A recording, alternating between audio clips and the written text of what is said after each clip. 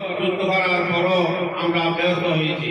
আজকে কোমলমতি ছাত্ররা, ভাই ও বোনেরা, আমাদের এই সরকারকে যে স্বৈরাচার এবং ভারতের বৈষম্য এবং ভারতের রাজনীতি এবং ভারতের রয়ের মাধ্যমে আমাদের দেশকে পরিচালিত করছে। আপনারা একটি জিনিস দেখেছেন, বর্তমান সরকার স্বৈরাচার সরকারের এই নেত্রী এবং বঙ্গবন্ধু শেখ মুজিবুর রহমান সাহেবের প্রধান অতিথি এবং ওনার বাপের ছবিগুলি যারা সামরিক বাহিনীর লোকেরা অফিস থেকে নামিয়ে কিভাবে রেখেছে, তাদের ভিতর কত ক্ষোভ থাকলে এইভাবে ছবিগুলি দেখতে থাকতে পারে। আপনারা সকলেই সেই বিষয়টা জানেন এবং আমি বিশেষ অনুরোধ করব, আমরা সবাই দেশ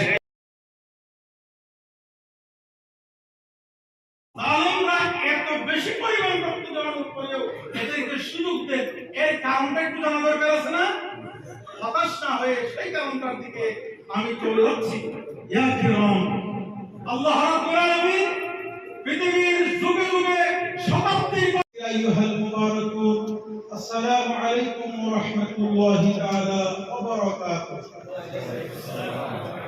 يقول الله سبحانه وتعالى الله جل في علا বলছেন في دين الله أفواجا فسبح بحمد ربك واستغفر আজকের দিনে স্মরণ করছি যেই সমস্ত দামাল ছেলেরা, যেই সমস্ত মর্দ মুজাহিদেরা নিজের দলে তাসবিহ করা, কার তাসবিহ করব আমরা? বিহামদি রব্বিকা ওয়াস্তাগফির।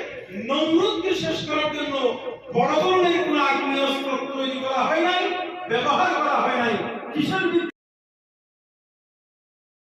কি অস্ত্র ব্যবহার করেন আপনারা বলেন তো দেখি?